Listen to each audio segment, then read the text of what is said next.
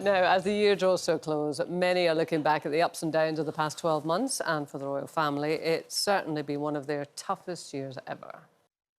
In February, 9 months after his coronation, King Charles revealed that he'd been diagnosed with cancer. King Charles is beginning a specialist treatment for cancer. Tests carried out following last month's prostate operation picked up the condition, we're told. A month later, the world discovered that his daughter-in-law, Princess Catherine, was also coming to terms with her own diagnosis. Tests after the operation found cancer had been present. On Mother's Day, the royal family became the centre of a worldwide frenzy after releasing their annual photo. And in June, Princess Anne was admitted to hospital after an accident with a horse. There were reports that the divide between Prince Harry and the royal family deepened as he continued to spend time in America. And just this week, Prince Andrew was involved in yet another scandal. So can the royals expect a calmer 2025? Well, here to discuss the latest goings-on behind the palace gates and how the royals will be celebrating this Christmas, please welcome Jennie Bond. Oh, Jennie. Look, can I just say? Go on. Jennie, you always look like you should be part of the royal family. Absolutely.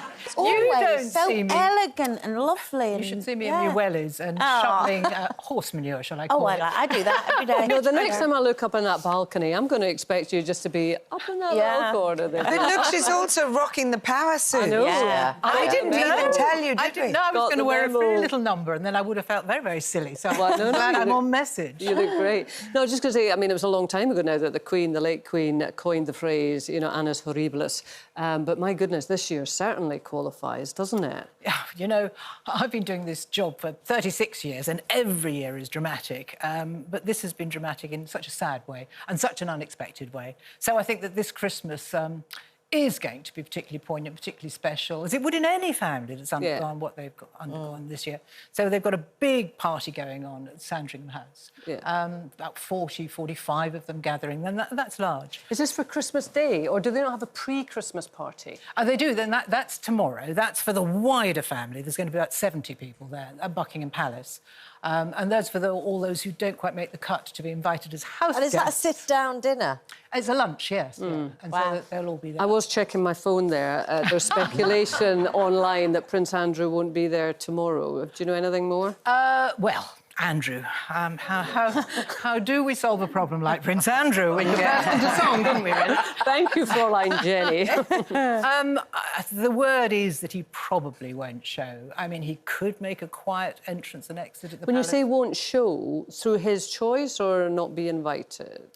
He obviously would have been invited, but I don't think he would actually have been uninvited. I think the word from the palace is that they're just hoping that he will exercise good judgment, as he has been persuaded to do so. And you said it. What about his ex-wife and his daughters, then, Eugenie and Beatrice? Will they go? Well, their plans were, as I understand it, to spend time with their in-laws. I mean, families get so complicated, don't they? They do. at Christmas time. So Beatrice and Eugenie were going to go to their in-laws for the first time, I think.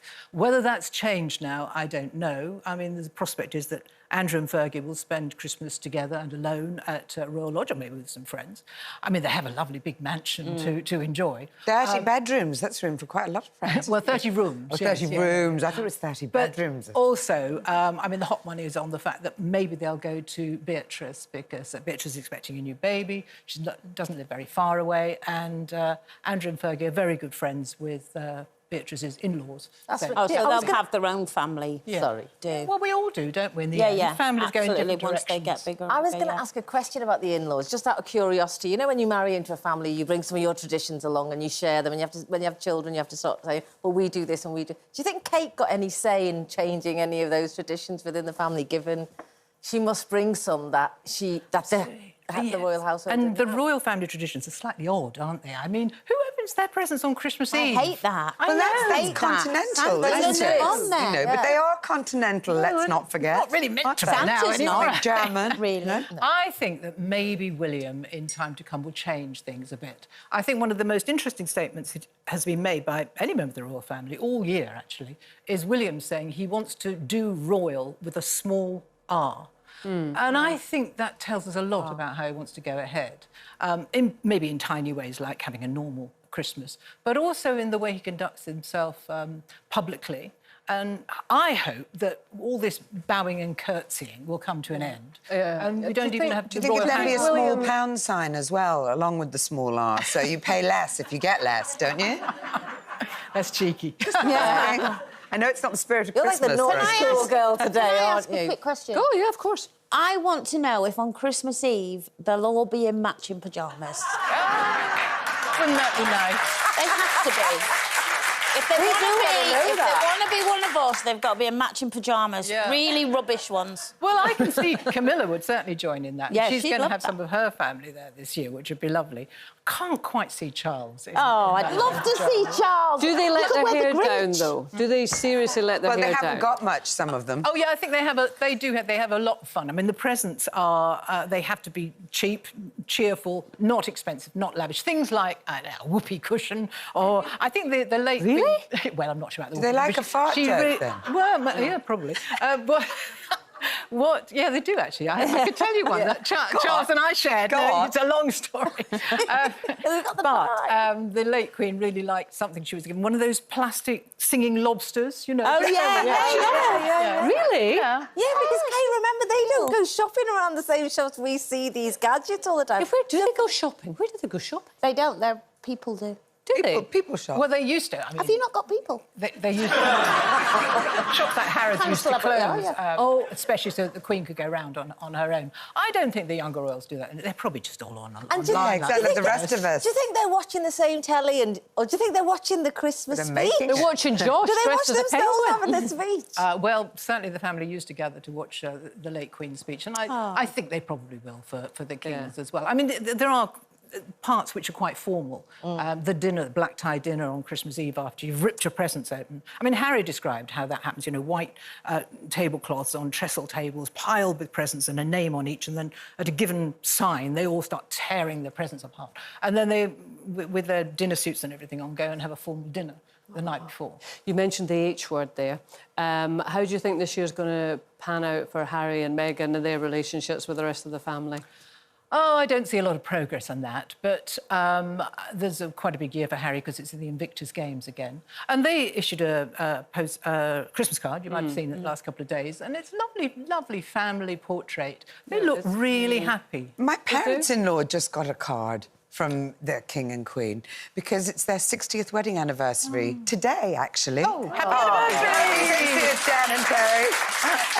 But it was amazing. I didn't realise that happened. I didn't know that was a tradition, that it comes for your 60th wedding anniversary. I don't know if upwards, and then it's signed by both of them. It was typed, which I thought was a little bit generic, but it does have signatures. There's signatures. Very nice picture on the front. I mean, as they've well. also got about 2,000 Christmas cards to shell out, so, you know, there's hard a lot of work, that. but Yeah, it's hard well work paid. Jenny, you mentioned William, you know, making it royal with a small R, and I'm just thinking, looking forward, is he the driving force now? Because he's not the king, of course. We've got King Charles, but do you think he is the kind of driving force behind how the royal family will proceed in the future? Well, I think we're seeing him much more as a statesman and a future monarch, aren't we? I think you just have to look at him going to Paris, very last minute, meeting Trump before Keir Starmer or the King has, since the American election.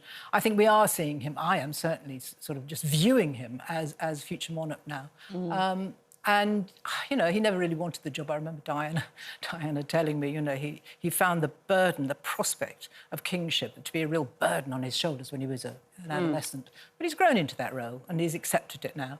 And, you know, as he said so charmingly, really, what is the point of me if I can't make a difference, if I can't have a platform for homelessness and the rest of it? Well, we shall see what the coming year want to know brings. that, We Jen. have to go.